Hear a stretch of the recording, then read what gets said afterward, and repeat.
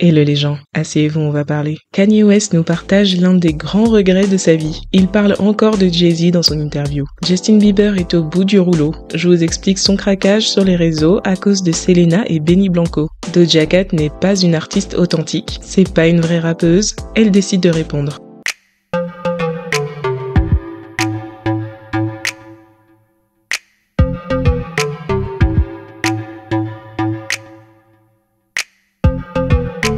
Ça y est, c'est le procès de Doja Cat qui commence. On l'a accusée d'être raciste, d'être démoniaque. Je me demandais quand est-ce qu'on allait dire que c'est une culture vulture. Il y a cette discussion extraite de l'émission de Ibro sur Apple Music, qui tourne en ce moment. Les intervenants discutent de Doja, et le gars qui s'appelle Eddie soulève un certain argument. Doja Cat n'est pas assez pop pour toi. Non mais ça va, elle est cool. Elle est vraiment douée pour la musique. Elle rappe bien. Musicalement, elle fait tout. Mais c'est bizarre entre elle et le hip-hop. Il y a le rap et puis il y a le hip-hop. Et Doja sait rapper. Elle sait faire de la musique. Tu n'aimes pas les trucs de démons, c'est ça? Ça t'a gêné? Même les chatrooms de racistes où elle montrait ses pieds. Tu sais ce que j'essaye de dire, sans essayer de le dire. Peu importe ce qu'elle est. Elle n'est pas assez noire. Je n'ai pas dit ça. Sa peau est trop claire. Toi, tu peux dire ça, moi j'ai pas dit ça. Le même truc dont on accuse Drake, elle le fait encore plus. Pourtant, on a laissé couler. Oui, parce que Doja avait été dans un bad buzz vers 2020, car elle flirtait avec des suprémacistes dans des chatrooms. Alors en fait, on sait pas vraiment si c'était des suprémacistes. Mais ce qui est sûr, c'est que c'était des hommes blancs qu'elle essayait de chauffer via webcam, en leur demandant de lui faire des trucs sexuels. Elle voulait aussi qu'on l'appelle négresse. Visiblement, ça lui colle à la peau encore aujourd'hui. On dirait que Doja n'a pas très bien pris cette discussion puisqu'elle a décidé de répondre dans une série de tweets. Je ne veux pas me défendre à propos de tous ces mensonges qui sont dits, car pour être honnête, je ne pense pas que cela fera une différence. Peut-être que j'ai tort et que cela en fera une. J'ai juste appris à laisser l'ignorance être et laisser les gens apprendre et utiliser leur propre discernement. Si vous regardez les infos et croyez tout, quel genre de personne cela fait de vous? Je suis suffisante, ma musique est suffisante, mes mots sont suffisants. Tout ce qui suit cela, c'est le problème de tout le monde sauf le mien. Je suis honnêtement très inauthentique parce que tout ce que je fais est basé sur ce que j'ai appris à la télé. Donc cet argument de l'authenticité peut être classé. J'aime faire du bruit avec ma bouche. Et si ça doit devenir politique, alors je me retire. Je débite du feu. J'aime faire de la musique qui fait du bien aux gens. Merci d'aimer ma musique. Quelqu'un lui dit « Tu n'es pas inauthentique car tu t'inspires des choses qui t'entourent. S'il te plaît, ne dis plus jamais ça. » Doja répond « Mais peut-être que c'est pas mal d'être inauthentique. Peut-être que c'est la meilleure chose que je puisse être, si ça m'aide à faire toute cette musique qui me fait me sentir en paix. » Elle a aussi dit que Doechii est son inspiration et qu'elle est là pour rester. Parce que les fans de Doja disaient que Doechii copie Doja. Pour moi c'est faux, Doechii s'inspire des mêmes artistes dont Doja s'inspire, c'est tout. Mais bref, cette histoire de culture vulture alors, vous en pensez quoi? Perso, je trouve que le gars a raison, voire même je trouve qu'on devrait être encore plus strict quand on pose les limites autour du rap. Je dis pas qu'il faut revenir au rap et sonorités originelles, loin de là, mais je trouve qu'on pratique pas assez ce qu'on appelle le gatekeeping. On veut que tout le monde écoute du rap, donc il doit parler à tout le monde, mais à force de le populariser, on le transforme, voire même on le dénature. C'est un peu inévitable, mais du coup il faut faire très attention où est-ce qu'on place le curseur. Et il faut aussi faire très attention à qui place le curseur. Dans le cas de Doja Cat ou de Drake, c'est ça le problème. La culture est vivante, ok? Elle est dynamique et en mouvement constant grâce à ses membres. Les rappeurs ne sont que les produits de cette culture, ils représentent un groupe. Il y a la place pour la variété, pour l'originalité. Combien de rappeurs ont apporté leurs pattes et ont impulsé une nouvelle trajectoire au rap? Donc dans tous les cas, il y a une évolution naturelle et cohérente de la culture qui se fait au fil du temps. Mais quand la culture est infiltrée par des personnes extérieures, il y a plus ce flot naturel. Il y a comme des cassures, des fractures entre la culture et le rappeur. Et malheureusement, ce que l'industrie aime bien faire, c'est mettre ces personnes-là sur le devant de la scène au détriment de ceux qui portent vraiment la culture. Et pas seulement quand ça les arrange parce qu'ils ont décidé de sortir un album de rap. Après, là où je suis pas forcément d'accord, c'est que je trouve pas que Doja est inauthentique. Enfin, elle manque d'authenticité car elle parle jamais de sujets profonds et personnels dans ses musiques. Mais à part ça, je pense juste qu'elle est métisse et élevée dans une famille blanche. Je pense qu'elle a des goûts musicaux très variés et je pense qu'elle a un naturel excentrique. Donc quand elle fait un mélange des genres dans sa musique, c'est une représentation fidèle de ce qu'elle est. Il n'y a pas qu'une façon d'être racisée, mais il n'y a qu'une seule culture hip-hop et soit t'es dedans, soit tu l'es pas. Kanye a décidé de faire une interview de 2 heures au cas où ses 35 tweets et ses vidéos explicatives étaient pas claires. Il est parti parler avec DJ Akademiks avec une tenue du Ku Klux Klan, le modèle automne-hiver en noir, et sa chaîne croix gammée, juste avant de partir vers d'autres cieux comme la Team Rocket. Il est parti au Japon. Bon, moi perso, Kanye, il me fatigue. Ça fait des années maintenant. Je sais qu'il est toujours hypocrite dans tous ses coups de gueule. Là, il est en plus désespéré de plus trop avoir de hype, donc ça fait assez peine à voir. Il ferait n'importe quoi pour être à nouveau au centre de l'attention. À un moment donné, il avait atteint ce stade sacré de personnalité qu'on peut pas cancel, et il y avait une sorte de respect qu'on lui donnait parce qu'il osait dire certaines choses, mais finalement, maintenant qu'il est allé trop loin dans à peu près tous les sujets qui peuvent exister, il parle et on se donne même plus la peine de le cancel. Parce qu'on n'en a pas assez quelque chose à faire de lui pour ça. On est fatigué. Par contre, je pense que c'est clair qu'il dit pas que des mensonges. Du coup, de temps en temps, je viens ramasser le thé qu'il nous donne gratuitement. Alors pour ceux qui se demandent, il regrette pas du tout d'avoir insulté les enfants de Jay-Z et Beyoncé. D'ailleurs, Jay-Z c'est même qui au final? Fuck him! Fuck him! DJ Akademiks a eu la présence d'esprit de demander à Kanye s'il allait pas s'étouffer avec son audace quand il se plaint du fait qu'une femme blanche élève ses enfants noirs, alors que c'est lui qui a choisi d'épouser Kim. Et Kanye est même d'accord.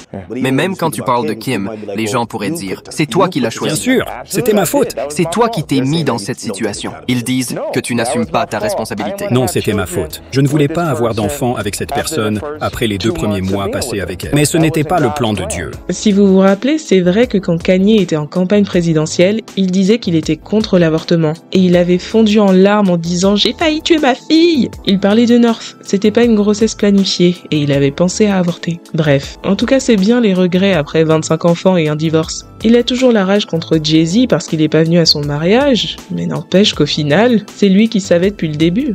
Next subject. Ma dernière vidéo parlait du trio Justin, Selena, Hailey. Allez la voir si c'est pas déjà fait. Je vous disais comment on va entendre parler de cette histoire pour le restant de nos jours. En partie parce que Selena et Justin veulent pas s'arrêter de parler de l'un et de l'autre ou de réagir sur les réseaux. Alors justement là c'est Justin qui est en train de péter un câble et les gens interprètent ça de manière générale comme une réponse à Selena et son nouvel album avec Benny Blanco. Maintenant plus précisément, dernièrement Selena a fait une nouvelle interview de promo dans laquelle elle parle de sa chanson You Said You Were Sorry. Et elle explique que par le passé, elle a rêvé qu'une certaine personne lui dise qu'il ou elle est désolé. C'est un rêve que j'avais avec les amitiés, les relations avec la famille, et des hauts et des bas sur le chemin. Mais peut-être que vous avez l'impression que vous n'avez pas eu la chance d'entendre ces mots, tout seul. Et c'est parfois ce dont les gens pensent avoir besoin. Je pensais que j'en avais besoin pendant longtemps.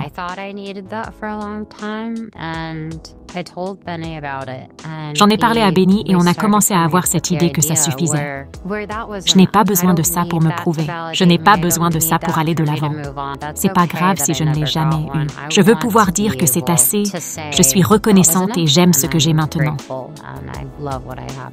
Ok Selena, on est crevés. Bon alors avant d'aller plus loin, faisons une petite rétrospective du compte Insta de Justin Bieber. Il est dans une ère où il se donne un genre d'artiste torturé / drogué et il poste des trucs qui font parfois pas de sens en apparence. Plus c'est mal cadré et flou, plus il kiffe. Ses photos sont presque toujours accompagnées d'une musique, donc ça permet de mieux comprendre ce qu'il cherche à nous dire. Ou bien d'être encore plus perdu, ça dépend comment on voit les choses. On va regarder son Insta en gardant en tête des moments clés qui sont l'annonce des fiançailles de Selena et Benny, le 13 décembre 2024, puis l'annonce de leur album en commun, le 14 février, et puis la sortie de leur album, le 21 mars. Alors déjà, faut savoir que Justin avait pas posté depuis Halloween, donc plus d'1 mois. Ensuite, les fiançailles sont annoncées en décembre, et Justin reprend son activité sur Instagram.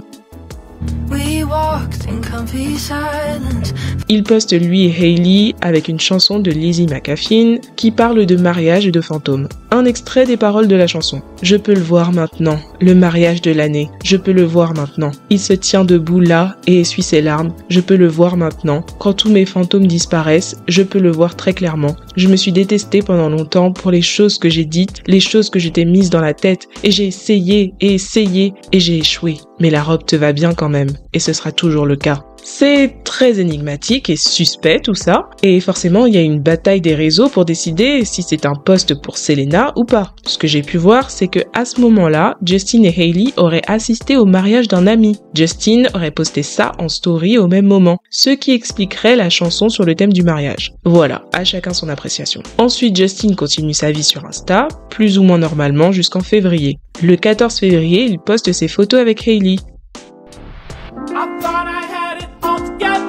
Plus encore d'autres photos qui suggèrent qu'ils sont en bons termes. Voilà, c'est la Saint-Valentin, rien d'anormal. Il la félicite pour son pop-up store. Bref, on dirait qu'il a pas calculé l'annonce de l'album de Selena et Benny le 14. Pourtant, vers le 20-21 février, il unfollow tout un groupe de personnes, dont Drake, Diddy, The Weeknd et bien sûr Benny Blanco. Alors, est-ce qu'il voulait juste faire le ménage dans ses follow, ou bien cette action de groupe, c'est juste pour couvrir le fait qu'il unfollow Benny? Chacun son appréciation, encore une fois. Ici une caption qui dit « looking ass ». Ça veut dire en quelque sorte qu'il pointe du doigt quelqu'un qui l'observe en secret. Ici un post qui avait été interprété comme une shade envers Benny. Les gens disaient que Justin imite une vidéo de Benny pour se moquer de lui. Do it. Just do it. Just fucking do it. I swear to God, you're not gonna do it. You're not gonna fucking do it, bro. You're not gonna do it, you freaking idiot. You're not gonna do it. And you gotta get it right now. And if you don't get it, you can't get it anywhere else. You can only get it on Complex. Don't even try to go anywhere else and get it because you can't. You gotta get it on Complex right now, right now, right now. Le 17 mars, il poste son séjour à Disneyland avec Hailey et des amis. Les gens ont fait remarquer qu'il aurait posté ça pour recréer la vidéo de promo de Selena et Benny à Disneyland. Sauf que leur vidéo a été postée le 14 février. Je vous dis tout ça pour que vous compreniez un peu de quoi on parle. Comme ça, quand vous entendez des grandes phrases comme Justin et Hailey sont obsédés par Selena, vous savez sur quel genre de preuves ça se base. Ensuite, l'album sort le 21, ainsi que la montée du buzz des vidéos TikTok qui accusent Hailey, et là, le vrai craquage commence. Hailey est sa top bitch, il nous dit qu'il a des problèmes de gestion de la colère mais voudrait grandir et ne plus réagir autant. Ouais, pas pour tout de suite apparemment. Ensuite un autre post, je crois que je me déteste parfois quand je sens que je commence à manquer d'authenticité. Ensuite je me souviens qu'on nous fait tous penser qu'on n'est pas suffisant, mais je me déteste quand même quand je change pour faire plaisir aux gens. Là ensuite désolé, j'ai enregistré en partant du haut donc ça va dans l'autre sens. Il nous dit qu'il a maintenant un glaçon à la place du cœur.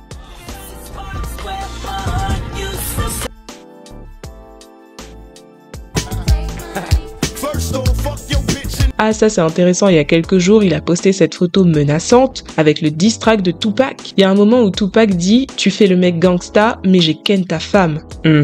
Est-ce que Justin s'adresse à Benny ? Après c'est bien parce qu'il fait la promo de certains artistes. Il y a aussi des coups de nostalgie, c'est assez éclectique en vrai. Je me demande quelle sonorité aura son prochain album. Bref, ce post de Hailey sur Irreplaceable de Beyoncé, il y a deux façons de l'interpréter. Soit il essaye de dire à Hailey dans sa face qu'elle doit bien se calmer parce qu'elle est pas irremplaçable, soit il shade Selena pour lui dire que justement, il a pas eu de mal à la remplacer avec Hailey, ici présente. Je vous laisse deviner quelle équipe préfère quelle interprétation. Mais restons logiques s'il vous plaît. Le post juste avant, c'est Hailey qui fait un doigt à ses haters sur la chanson d'amour All My Life. Voilà, on a fait le tour. Il y a aussi tout un tas de stories Instagram, donc celles-ci qui ont l'air d'être dirigées contre Selena, moi qui agis comme une psycho chaque jour alors que je suis une gentille fille qui craque de temps en temps. You bitch! How dare you? Oh my god!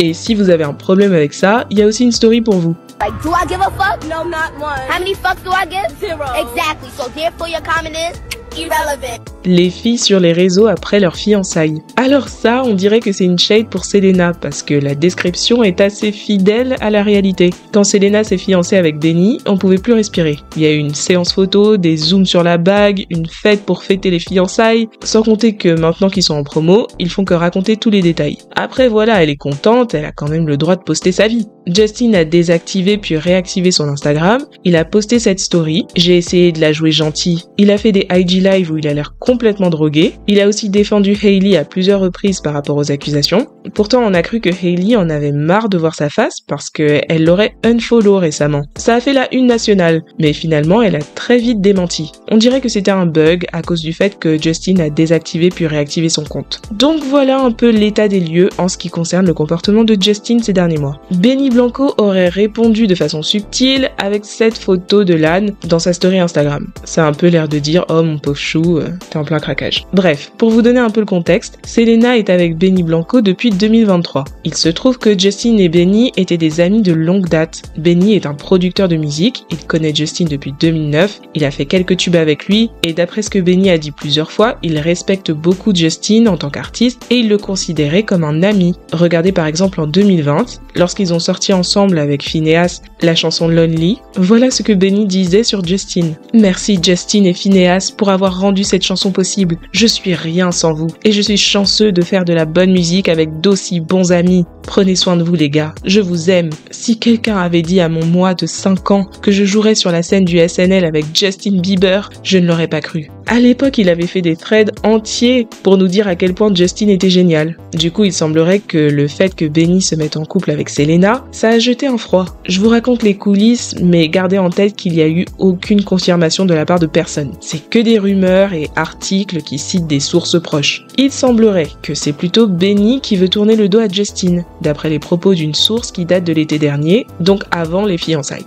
Justin est assez offensé par le fait que Benny l'a complètement dégagé de sa vie dès lors qu'il s'est mis avec Selena. Ils étaient super amis, donc ça a été un gros choc, surtout que tout ce que veut Justin, c'est laisser derrière lui toute rancœur avec Selena. Justin trouve ça tellement énervant qu'on dirait qu'ils essayent de lancer des pics passifs-agressifs envers lui sur les réseaux. Il est sûr que s'il faisait des mises en scène et cherchait l'attention en ligne, on le critiquerait pour ça. Mais d'une façon ou d'une autre, Selena et Benny s'en tirent et ne sont jamais critiqués. Justin a essayé tellement de fois de faire la paix avec eux et passer au-dessus des bêtises, mais ils ne veulent pas lâcher l'affaire. Et maintenant, il se dit bon débarras. Il pense qu'ils sont bêtes et immatures et il ne va plus se fatiguer à être amical. Donc on en arrive à aujourd'hui, des fiançailles, un album et des interviews de promo plus tard, et Justin veut plus rien savoir. Il shade Selena et Benny comme bon lui semble. Encore une fois, il y a deux façons d'interpréter le comportement de Justin. Soit il est toujours amoureux de Selena, et ça lui fait mal de la voir avec Benny qui était son ami, alors que lui, il doit faire semblant d'être heureux avec sa femme.